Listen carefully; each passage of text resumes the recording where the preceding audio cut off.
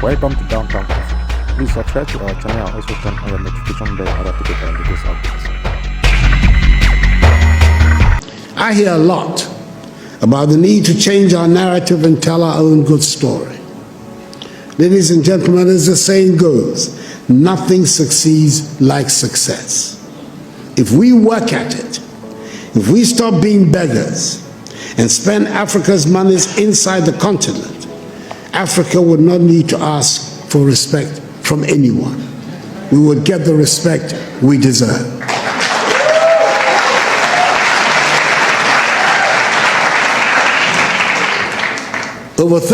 Let us make our continent the prosperous and joyful place it should be, and the respect would follow. I thank you for your attention. The second America-African Summit has ended in the United States, with 49 African heads of state and governments taking part.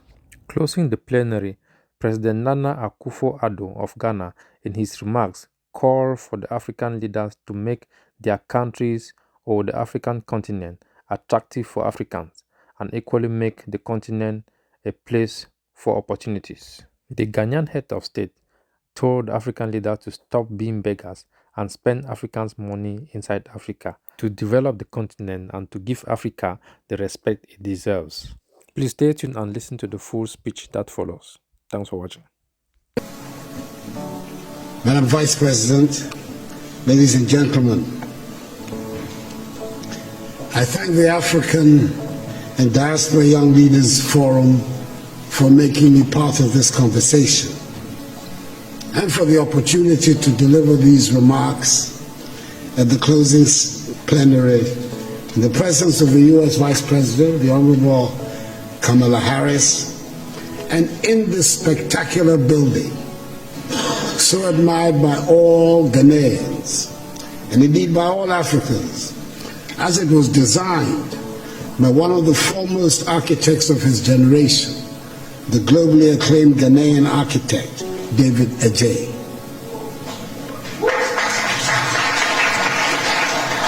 The forum has chosen the most relevant theme of Africa's contemporary situation, a theme which sums up the essence of African aspirations: amplifying voices, building partnerships that work.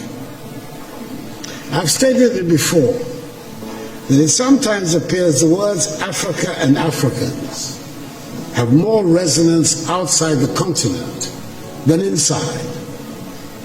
When we are home on our continent, it always seems very important to assert that we are Ghanaians, Ivorians, Kenyans, Nigerians, Swazis, Senegalese, Rwandans, South Africans, and Zambians. Then we find ourselves outside the continent, and then we discovered that to the outside world, there are no Ghanaians, there are no Senegalese, and there are no Tanzanians. There are only Africans, and we are all simply Africans. The lesson for me is clear. Our destinies are intricately linked with each other, and we're talking not only about those of us on the continent, but about the Africans in the diaspora as well. You can be an honors graduate from any of the top universities of this country. You can be a second or third generation American, and you can be in a well-paid job. If there's an outbreak of Ebola someplace on the African continent, you are an African. Anyone, everybody in a position of leadership in Africa today thus has his or her work cut out. The urgent responsibility we face is to make our countries and our continent attractive for our peoples, to see them as places of opportunities. It means we must provide education, quality education and skills training. It means our young people must acquire the skills that run modern economies. The impact of a successful Africa on the image and standing of Africans in the diaspora applies with equal force to the image and standing of her sons and daughters who go by the name African Americans, and indeed to all her kith and kin in the Americas and the Caribbean. There's a lot of room for your perspectives and energies back in Africa. History tells us of the positive impact of diasporan communities on the growth and development of countries through increased trade activities, rising investments, and the transfer of skills and knowledge. Take the case of China, for example. With an emigre population of some 60 million, the Chinese diaspora is said to be the 25th largest country in the world, who, according to the Nikkei Asian Review, own assets worth 2.5 trillion United States dollars. When foreign companies in the late 1970s reduced their investments in China, it was the Chinese diaspora that shored up the economy.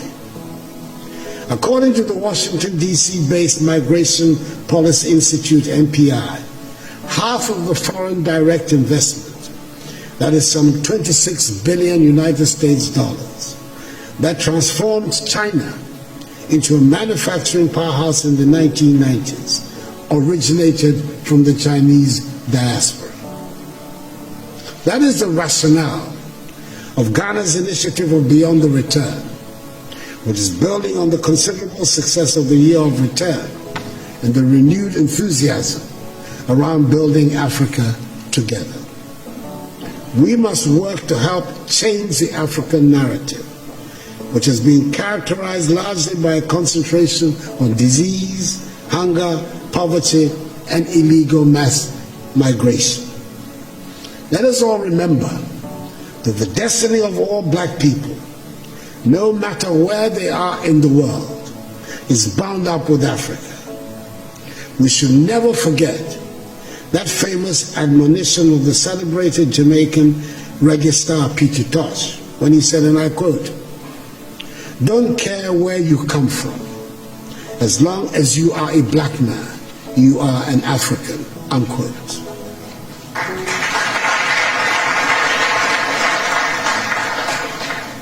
We must help make Africa the place for investment, progress, and prosperity, and not from where our youth flee in the hope of accessing the mirage of a better life in Europe, Asia, or the Americas. That is what the Beyond the Return seeks to do, so we can derive maximum dividends from our relations with the diaspora in mutually beneficial cooperation and as partners for shared growth and development. The second half of the 20th century witnessed a great blow for human progress and freedom when the African peoples, in the wake of Ghana's shining example, liberated themselves from the colonial and imperialist yoke and the racist ideology of apartheid and emerged as free, independent peoples to construct new nations of hope and advancement. The first half of the 21st century should consolidate this development and see the growth of modern, prosperous, technologically advanced nations within a united Africa, which would make a reality of the dream of the 21st century as the African century, and bring dignity and respect to black people all over the world. We've done enough talking, and dare I say we've had enough conferences and workshops.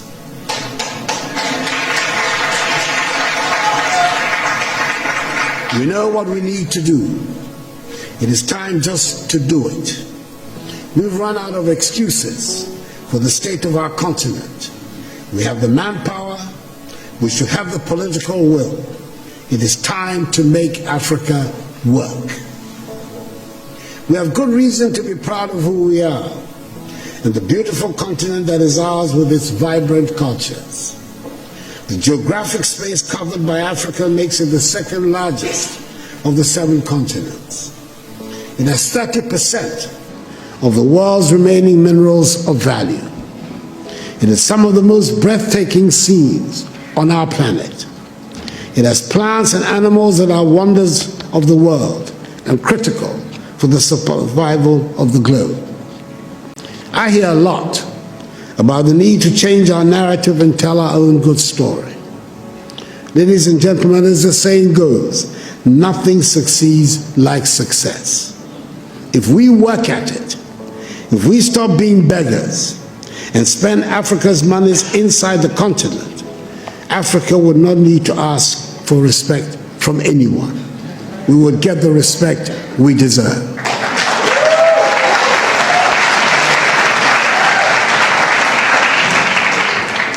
Over 30 years ago, one of America's most prestigious Ivy League universities offered a course in Mandarin, which for years had virtually no takers.